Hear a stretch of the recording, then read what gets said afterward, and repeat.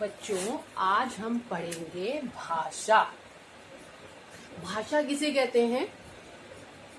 जो परिभाषा है वो ये कहती है अपने मन के भावों को बोलकर या लिखकर प्रकट करने को भाषा कहते हैं। कहने का मतलब है कि जैसे न्यूबॉर्न बेबी होता है ना, तो जब वो उसकी भाषा क्या होती है, करना, पप पप पप पप, वो रोता है तो वो अपनी भाषा बोलता है। जैसे जैसे वो बड़ा होता है तो वो जैसे जैसे चलने लगता है ना अपने पैरों में, आप लोगों ने देखा होगा। तो या जैसे आप ही थे छोटे, तो जब वो चलता है तो थोड़ा थोड़ा बोलना सीखता है, तो पप्पा पप्पा मम्मा मम्मा करता है। फिर वो बड़ा होता है तो उसके अंदर जो भाव आते हैं, भाव का मतलब गुस्सा, प्यार, हंसी, तो उनको वो बोलकर बोलता है, बोलकर बताता है। ठीक है, लिखता तो है नहीं, उस समय वो छोटा होता है, तो उस समय वो बोलता होता है। तो वो भाषा होती है, जो वो शब्द निकालता है वो भाषा होती है। ठीक है, फिर जब हम बड़े होने लगते हैं, जब हम स्कूल जाने लगते हैं, तो हम पढ़ना सीखते हैं। तो पढ़ने के बाद जब हम लिखते हैं तो अपने मन के भावों को हम लिख करके प्रकट करते हैं, बताते हैं हम, तो वो क्या होती है? भाषा। तो इस तरीके से भाषा के रूप हो गए दो।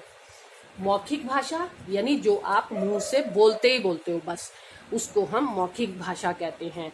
किसी भी अपने चाहे आप लिख करके बताते हो, आप अपना गुस्सा जो बोल करके बोलते हो, अपने भावों को प्रकट करते हो, अपने मन के विचारों को प्रकट करते हो बोल करके। फिर उसके बाद मन के विचारों को आप प्रकट करते हो लिख करके, तो वो हो गए लिखित। जब आप पढ़ना सीख जाते हो, जब आप लिखना सीख जाते हो, तो इस तरीके से लिखित भाषा हो जाती है। एक और भाषा होती है, उसे हम कहते हैं सांकेतिक भाषा। सांकेतिक मतलब इशारों में बात करना, ऐसे से करके। तो वो आपने देखा होगा कि ट्रैफिक लाइट में जो आपको बताता है ना कि क्या कहते हैं उसे, जो आपको ये बताता है दाएं मुड़ बाएं मुड़, वो इशारा नहीं करता ऐसे ऐसे से करके, वो सांकेतिक भाषा होती है। एक जो गूंगे होते हैं, बहरे होते हैं, उनको भी संकेत की भाषा में बताया जाता है, लेकिन उसका जिक्र हम यहाँ पर नहीं करेंगे। जो मुख्य रूप से भाषा होती है, मौखिक भाषा जो कि मुंह से बोली भी जाती है, और लिखित भाषा जो कि हम लिख करके बोलते हैं। ठीक है, लिख करके हम बताते हैं उस भाषा को। अब वो भाषा कोई भी हो सकती है, जिसमें भी आप पढ़ना सीखते हो। हिंदी में पढ़ते हो हिंदी में, मलयाली में पढ़ते हो मलयाली में। अब जब हम लिखते हैं, जब हम लिखना शुरू करते हैं, तो ये जो लिखने का ढंग है, जो मैंने ये लिखा है, ये सब, ये जो लिखने का ढंग होता है, चाहे वो हिंदी हो, इंग्लिश हो, किसी में, उस ढंग को लिपि कहते हैं। लिपि मतलब लिखने के ढंग को, भाषा के लिखने के ढंग को लिपि कहते हैं। यानी आप हिंदी में लिख रहे हो, वो भी एक लिपि है, इंग्लिश में लिख रहे हो, वो भी एक लिपि है। लिपि मतलब लिखने का ढंग, तो वो हमारी लिपि हो जाती है। तो लिपि कैसे? जैसे हिंदी की जो लिपि होती है, हिंदी की भाषा, आप कहते हो ना हम इंग्लिश पढ़ रहे हैं, तो वो इंग्लिश नहीं होती है। इंग्लिश जो होती है, जैसे आप लिख रहे हो my name is so and so, जो भी, तो ये जो लिखा है आपने, ये लिपि है। लेकिन ये लिपि क्या है?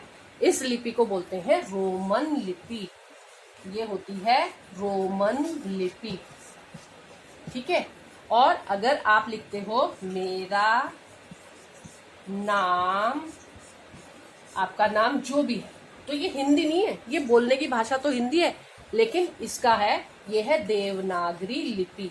यानी हिंदी की लिपि कौन सी है? हम जिसको लिखते हैं वो देवनागरी लिपि होती है, उसको हम देवनागरी लिपि कहते हैं।